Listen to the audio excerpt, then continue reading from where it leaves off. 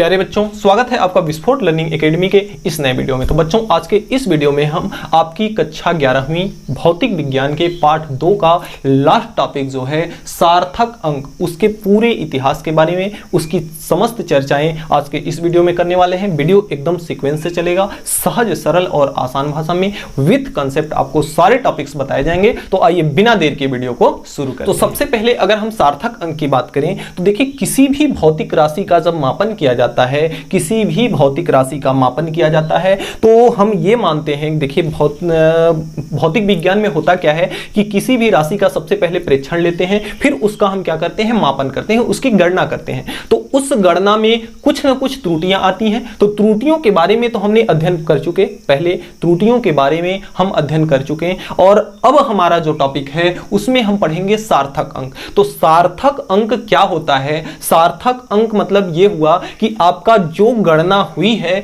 उस गणना में आपके उचित अंक कितने हैं, उचित अंकों की संख्या ही क्या कहलाती है, सार्थक अंक कहलाती है। यानी कि जो भी एक्सपेरिमेंट के बाद आप जो भी गणना किए हैं उस गणना में कितने अंक को लिया जाए, कितने अंकों को लेना उचित होगा, उन अंकों की संख्या ही क्या कहलाती है, सार्थक अंक कहलाती है। आइए परिभाषा पढ़िए। परिभाषा में क्या लिखा है कि किसी भी भौतिक राशि के मापन में, किसी भी भौतिक राशि के मापन में सम्मिलित किए जाने वाले अंकों की संख्या क्या कहलाती है, सार्थक अंक। एक चीज ध्यान में रखिएगा, यहां पे जो वर्ड आ रहा है सम्मिलित किए जाने वाले अंकों की संख्या, अंक नहीं, अंकों की संख्या। यानी कहने का मतलब, जैसे यदि कोई संख्या आपको दी गई है, जैसे कोई संख्या आपको दी गई है 1.52, अगर एक कोई भी संख्या दी गई है 1.52, तो इसमें अंकों की संख्या कितनी है, 1 2 3, अंकों की संख्या कितनी है, 3 है। तो इसमें सार्थक अंक कितने होंगे,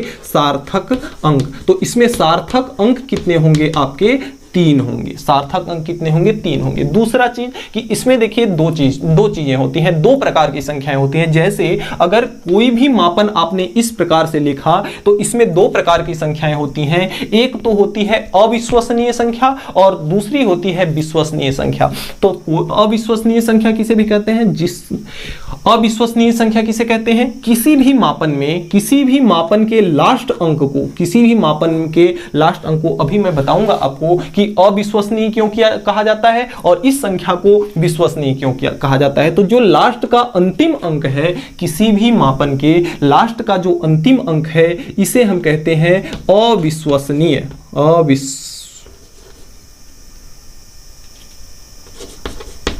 अविश्वसनीय अंक, इसे अविश्वसनीय अंक कहेंगे। और ये जो बाकी के जो अंक बचेंगे इन्हें हम कहेंगे विश्वसनीय अंक, विश्वसनीय अंक। अब देखिए, इसे अविश्वसनीय अंक, इसको हम कहते हैं अविश्वसनीय अंक को, अविश्वसनीय अंक को संदिग्ध अंक भी कहते हैं। क्या कहते हैं, संदिग्ध अंक भी कहा जाता है। अब देखिए, इसे संदिग्ध अंक या अविश्वसनीय अंक क्यों कहते हैं और इसे विश्वसनीय अंक क्यों कहते हैं, इसको एक एग्जांपल के सहारे मैं आपको बताता हूं। देखिए क्या है कि अगर आपने कोई मीटर स्केल लिया है इस प्रकार से, जिस मीटर स्केल में किसी भी संख्या को, किसी भी बिंदु को आप मापने जा रहे हैं, तो मीटर स्केल में यहां पे तो आपका होता है 0 और यहां पे आपका होता है 1 और यहां पे कितना होता है 2, और इसके बीच में कितने छोटे छोटे खाने होते हैं, 10 छोटे छोटे खाने होते हैं। तो इसके बीच में कितने छोटे छोटे खाने होते हैं, 10 छोटे छोटे खाने होते हैं। अगर आपको किसको मापना है, अगर आपकी एक लंबाई है जो कि यहां से यहां तक है, एक लंबाई कहां से कहां तक है, यहां से यहां तक है, इस लंबाई को अगर आपको इस मीटर स्केल की सहायता से, इस मीटर स्केल की सहायता से ज्ञात करना है, ध्यान से सुनिएगा लेक्चर को, कि इस मीटर की सहायता से अगर इसकी लंबाई ज्ञात करना है तो इसकी लंबाई देखने पे तो आ रहा है कितना है, 2.1, ऐसे में देखने पे कितना आ रहा है, 2.1। लेकिन अगर इसको हम माइक्रोस्कोप लगा के तो देख नहीं रहे हैं कि एकदम एग्जैक्ट आ जाए लोकेशन, हमारा एग्जैक्ट लंबाई आ जाए। इसमें हो क्या सकता है, दो कंडीशन हो सकता है कि 2.1 का मतलब ये हुआ कि 2 सेंटीमीटर तक तो यहां इसको सेंटीमीटर में अगर लें, सेंटीमीटर स्केल है तो इसको मीटर में लेते हैं, तो ये अगर आप मीटर में लेते हैं तो यहाँ पे 1 मीटर है, यहाँ पे 2 मीटर है, और एक खाने और चल रहा है तो 2.1 मीटर है, यहाँ पे 2 कितना है 1 मीटर है। तो इसका कहने का मतलब यहाँ पे ये है कि 2.1 ये जो लंबाई आपको दिख रही है वह कितना दिख रही है 2.1, लेकिन हो ये सकता है कि यह जो है इससे थोड़ा सा यानी 2.1 से एकदम रत्ती भर ज्यादा भी हो सकता है और रत्ती भर कम भी हो सकता है। 2.1 से रत्ती भर ज्यादा भी हो सकता है और रत्ती भर कम ही हो सकता है। अगर इसको मैं छोड़ दूं, अगर यहां पे हम याद करें, यहां पे मान लेते हैं जो आप लिए थे, जो एग्जांपल लेके चले हैं, मान लेते हैं कि यह कितना है 1.52 है।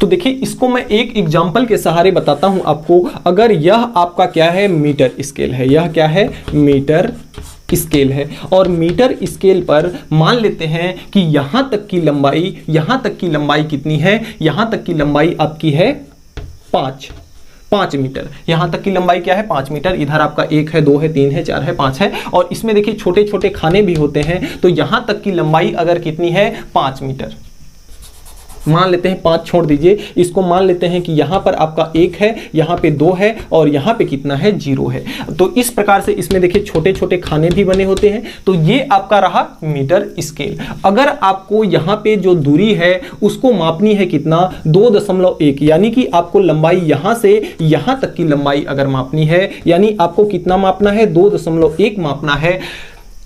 तो यहां पर आप देख करके तो बता दे रहे हैं कि कितना है लंबाई 2.1 है। इस मीटर स्केल के सहायता से आप देख रहे हैं कि इसको 0 पर रख दिए, इसका एक छोर, तो दूसरा छोर कहां पे पहुंच रहा है 2.1 पर पहुंच रहा है। तो आपने बता दिया कितना सेंटीमीटर लंबाई है 2.1 सेंटीमीटर लंबाई है। यदि लेकिन इसमें एक दुविधा यह है कि अब देखिए ये जो है इसको हम माइक्रोस्कोप लगा के तो देख नहीं रहे हैं कि एकदम एग्जैक्ट हमारा पता चल जाए। तो इसमें हो क्या सकता है, 2 कंडीशन हो सकता है कि यानी कि ये जो रेखा दिख रही है यह 2.1 से एकदम रत्ती भर थोड़ा सा एकदम छोटा सा इत्तू सा कम भी हो सकता है और इतना सा ज्यादा भी हो सकता है। तो इसमें अगर देखिए किसी को मैं इसको मापने के लिए अगर बोला तो इससे अगर थोड़ा सा कम है तो इसको लिख लेंगे 2.09 लिख देंगे। अगर इसमें थोड़ा सा ज्यादा है तो इसको दूसरा अगर कोई आता है उसको देखने में लग रहा है कि मतलब इससे थोड़ा सा ये है, मतलब थोड़ा सा इधर उधर इसको लग रहा है, तो वह 0.11 भी लिख सकता है। तो यहां पे 2 चीज आ रहा है। तो यानी कि जो लास्ट का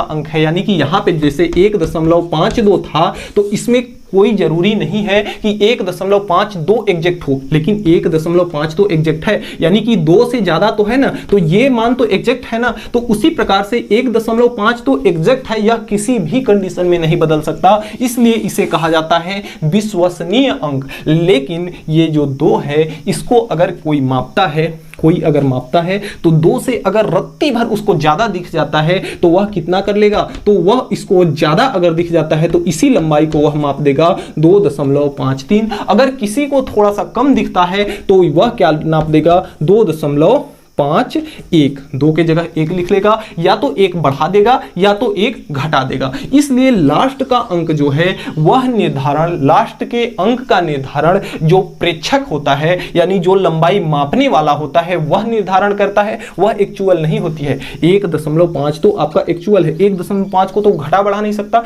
घटाएगा बढ़ाएगा किसको, केवल छोटी सी लास्ट वाली लंबाई को। तो इसलिए जो लास्ट का एक अंक होता है उसे हम कहते हैं संदिग्ध अंक या अविश्वसनीय अंक। तो आपने अगर इस हिसाब से, इनके हिसाब से अगर सार्थक अंक की परिभाषा बनाए तो किसी भी अंक में 2 प्रकार के अंक होते हैं। कौन कौन से अंक, एक तो आपका विश्वसनीय अंक और दूसरा आपका अविश्वसनीय अंक। तो किसी भी भौतिक राशि के मापन में विश्वसनीय अंक और संदिग्ध अंकों की संख्या को, विश्वसनीय अंक और संदिग्ध अंकों की संख्या को, भाई ये आपका क्या था विश्वसनीय अंक था और ये आपका क्या था संदिग्ध अंक था। तो इसमें सार्थक अंक कितने हैं 1 2 2 3 है, इसमें सार्थक अंक कितने हैं? 3 है। तो यहां पर विश्वसनीय अंक 2 और अविश्वसनीय अंक 1। तो विश्वसनीय अंक और अविश्वसनीय अंकों की संख्या को हम क्या कहते हैं? सार्थक अंक। तो ये भी परिभाषा आपकी सही है। अगर इसके हिसाब से अगर परिभाषा बनाएं तो आपका क्या होगा? विश्वसनीय अंक और संदिग्ध अंकों की संख्या को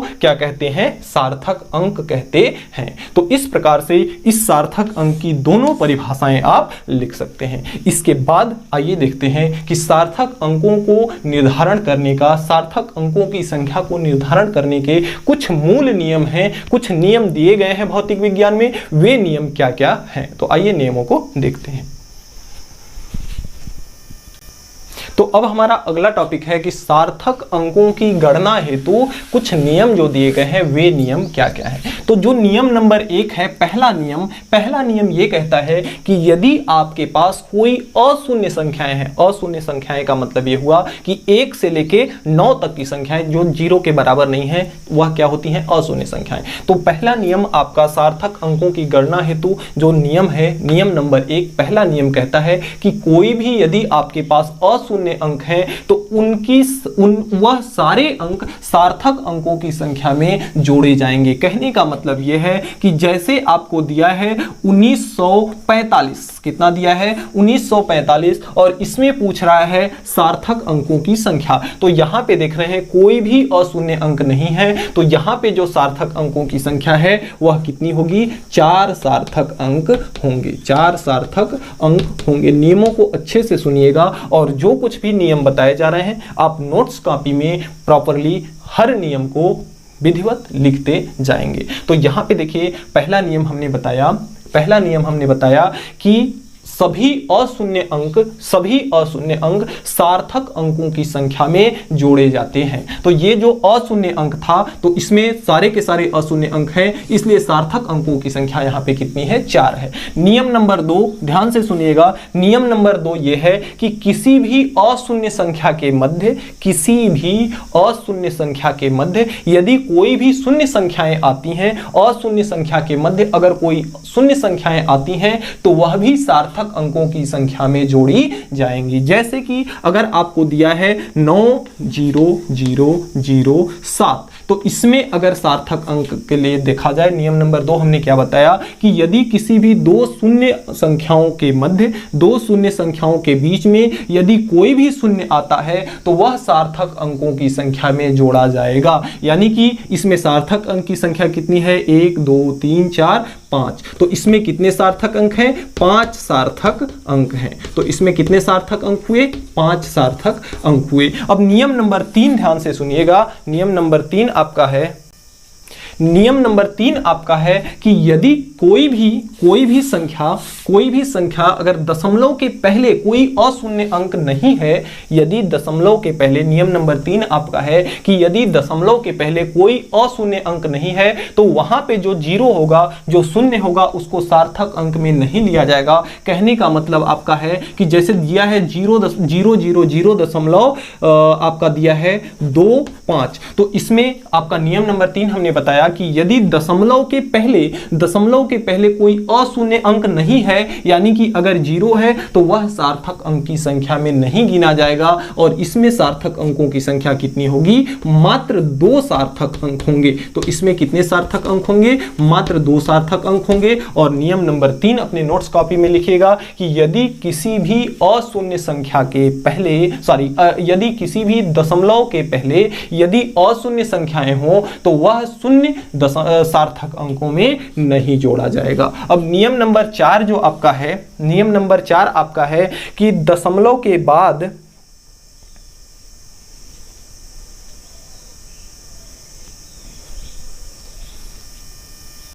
तो नियम नंबर 4 आपका है कि कोई भी दशमलव संख्या के दाहिने यानी कि अगर कोई आपका संख्या है 0.0057, अगर इस प्रकार से कोई संख्या है तो दशमलव संख्या के दाहिने या अशून्य अंक के बाएं यदि कोई 0 आता है, फिर से एक बार, यदि दशमलव के दाहिने या अशून्य अंक अंक के बाएं यदि कहीं पे अगर शून्य अंक आता है तो वह सार्थक अंक में नहीं लिया जाएगा। नियम नंबर 4 लिखेंगे कि यदि दशमलव के दाहिने और अशून्य अंक के बाएं यदि कोई शून्य संख्या आती है तो वह सार्थक अंक में नहीं ली जाएगी। यानी इसमें सार्थक अंकों की जो संख्या है वह कितनी होगी, 5 और 7 है तो 1 और 2 होगी। तो इसमें सार्थक अंक कितने हैं, केवल 2 सार्थक अंक हैं। तो इसमें सार्थक अंकों की संख्या कितनी है,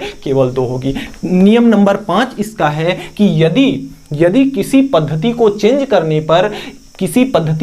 करने पर उसके सार्थक अंकों की संख्या में कोई बदलाव नहीं होगा। जैसे अगर कोई लंबाई आपको दी है 25 सेंटीमीटर, यदि कोई लंबाई आपको 25 सेंटीमीटर दी है तो इसमें कितने सार्थक अंक है, 2 सार्थक अंक है। इसको अगर मीटर में कन्वर्ट करेंगे तो आपका आ जाएगा 0.25 मीटर। तो इसको मीटर में भी कन्वर्ट करने पर इसमें सार्थक अंक 2 रहेंगे। किलोमीटर में अगर कन्वर्ट कर देंगे तो किलोमीटर में कन्वर्ट करेंगे तो 0.25 किलोमीटर हो जाएगा। तो इसमें भी सार्थक अंक कितने रहेंगे, 2 ही रहेंगे। तो यानी आपका नियम नंबर 5 कहता है कि यदि किसी भी संख्या के मात्रक को अगर एक पद्धति से दूसरे पद्धति में परिवर्तित किया जाएगा, यानी अगर सेंटीमीटर से मीटर में और मीटर से अगर किलोमीटर में परिवर्तित किया जाएगा तो उसके सार्थक अंकों की संख्या में कोई भी किसी भी प्रकार का परिवर्तन नहीं होगा। यानी इसमें भी सार्थक अंक 2, इसमें भी सार्थक अंक 2 और इसमें भी सार्थक अंक कितने होंगे, 2 ही होंगे। नियम नंबर आपका जो 6 है अगला, वह कहता है कि यदि कहीं पे आपकी संख्या इस प्रकार से लिखी गई हो 3.57 इंटू 10 टू पावर अगर 7 इस प्रकार से लिखी गई हो तो इसका सार्थक अंक की गणना करते समय यदि कोई भी संख्या 10 के घात के रूप में है, नियम नंबर 6, यदि कोई भी संख्या 10 के घात के रूप में है तो 10 की घात को सार्थक अंकों की संख्या में नहीं लिखा जाएगा। नियम नंबर 6 कि यदि किसी भी संख्या अगर 10 के घात के रूप में है तो उसके सार्थक अंकों की संख्या में 10 की घात को शामिल नहीं किया जाएगा। यानी इसमें कितने सार्थक अंक हैं, 1, 2 और कुल कितने सार्थक अंक हैं, 3 सार्थक अंक हैं। 3 सार्थक अंक हैं। इसमें कितने सार्थक अंक होंगे, केवल 3 सार्थक अंक होंगे। अगला नियम जो 7वां नियम है वह कहता है कि यदि कोई संख्या आपके पास ऐसी है कि दशमलव के बाद और अशून्य अंक के बाद, किसी भी दशमलव संख्या में अशून्य अंक के बाद जितने भी शून्य अंक होंगे वह सार्थक अंकों की संख्या में लिए जाएंगे। जैसे अगर दिया है आपका 0.03600 और एक संख्या आपको दी गई है 3.600। तो हमने ये बताया नियम नंबर 7 में कि किसी भी दशमलव संख्या के बाद या अशून्य संख्या के बाद यदि कोई भी शून्य संख्या आती है तो वह किसमें उसको सार्थक अंकों में जोड़ा जाएगा। तो यानी कि अशून्य संख्या कितनी है, 36 है। इसके बाद जो शून्य आ रहा है इसको सार्थक अंकों की संख्या में जोड़ा जाएगा और इसके पहले को नहीं जोड़ा जाएगा। तो यहाँ पे सार्थक अंकों की संख्या कितनी है, 4 है। और यहाँ पे अशून्य संख्या के बाद 2 शून्य है तो इसको सार्थक अंकों की संख्या में जोड़ा जाएगा और यहां पर भी कुल कितने अंक हैं, 4 सार्थक अंक हैं। तो इस प्रकार से सार्थक अंकों के 7 नियम को आप अपने नोट्स कॉपी में लिख लेंगे और इन 7 नियमों का प्रैक्टिस करके आप इन 7 नियमों को याद रखेंगे। अब आइए देखते हैं कि यदि किसी भी 2 अंकों को अगर जोड़ा जाएगा तो सार्थक अंकों में क्या होगा, अगर उनका गुणा किया जाएगा तो सार्थक अंकों में क्या परिवर्तन होगा।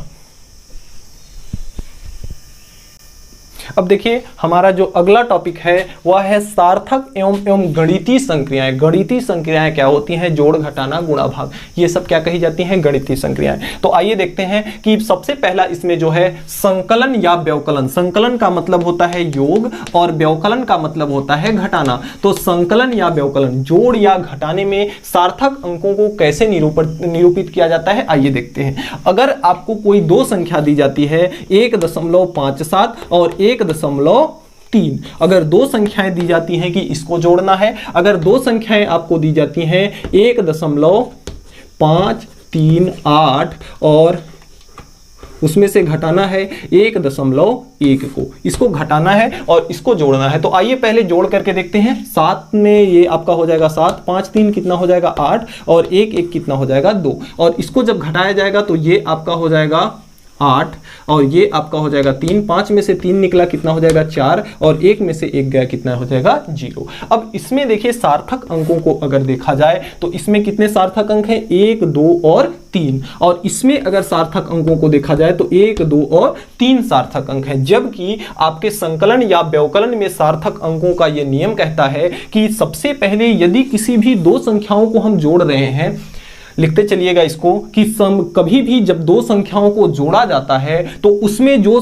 सबसे कम सार्थक अंकों वाली संख्या होती है, उसमें जो सबसे कम सार्थक अंकों वाली संख्या होती है, उन दोनों संख्याओं को जोड़ने पर, इन दोनों संख्याओं को जोड़ने पर इसके योग का जो सार्थक अंक होगा, जो सबसे कम सार्थक अंकों वाली संख्या होगी, उसके सार्थक अंकों के बराबर होगा। यानी कि इसमें देखिए सबसे कम सार्थक अंकों की संख्या कितनी है 1.3 है और 1.57 है, तो सबसे कम सार्थक अंकों वाली संख्या कितनी है 1.3। तो जब कभी भी इसको जोड़ा जाएगा तो इसमें जो सार्थक अंक होंगे सबसे कम वाली संख्या के बराबर होंगे। सबसे कम वाली संख्या में सार्थक अंक कितने हैं 1 और 2, तो इसमें भी सार्थक अंक कितने होंगे 2 सार्थक अंक होंगे, तो 2 सार्थक अंक इसमें होंगे। ठीक इसी प्रकार से घटाने में भी, कि यदि किसी भी दो संख्याओं को घटाया जाएगा तो इसमें कितने सार्थक अंक हैं 1 2 और 3 और 4, इसमें टोटल 4 सार्थक अंक हैं। इसमें कितने सार्थक अंक हैं 2 सार्थक अंक हैं। तो जब कभी भी इन दोनों संख्याओं को घटाया जाएगा तो जो इसका परिणामी आएगा, जो इसका मान आएगा, उसमें अधिकतम सार्थक अंक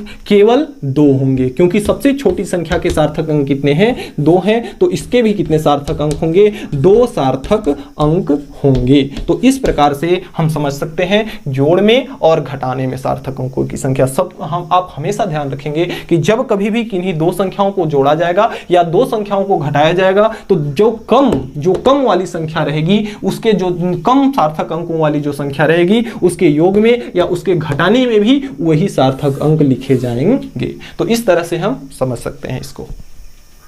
तो अगला देखिए, अगर गुणन में सार्थक अंक देखा जाए तो अगर 2.1 में आपको 0.1 का गुणा करना है, इन दोनों का गुणा करना है, 2.15 इसको मान लेते हैं, 0.1 का गुणा करना है, तो ये आपका हो जाएगा 5 1 और 2, 1 अंक पे यहाँ 2 अंक पे यहाँ, यानी 3 अंक पे दशमलव हो जाएगा। अब यहाँ पे अगर ऐसे देखें तो इसमें कितने सार्थक अंक हैं, गुणा करने पे जो गुणन में सार्थक अंक आ रहा है 3 आ रहा है, लेकिन इसमें सबसे छोटा अंक जो है उसमें कितने सार्थक अंक हैं, केवल 1 सार्थक अंक हैं। तो जब कभी भी दो अंकों के साथ गुणा किया जाएगा तो उन दोनों अंकों में जो सबसे कम सार्थक वाला अंक रहेगा उसी का इसके परिणामी का भी वही सार्थक अंक होगा। यानी इसमें सार्थक अंकों की संख्या 1 सार्थक अंक है। तो 1 सार्थक अंक है। 1 सार्थक अंक है का मतलब इसको क्या लिखा जाएगा, इसको 1 5 को छोड़ दिया जाएगा, इसको 0.2 केवल लिखा जाएगा, यानी केवल 1 सार्थक अंक होगा 0.2 और 1 5 को क्या करेंगे हम छोड़ देंगे। तो इस प्रकार से हम समझ सकते हैं। अब आइए देखते हैं कि सार्थक अंकों का पूर्णांकन कैसे किया जाता है।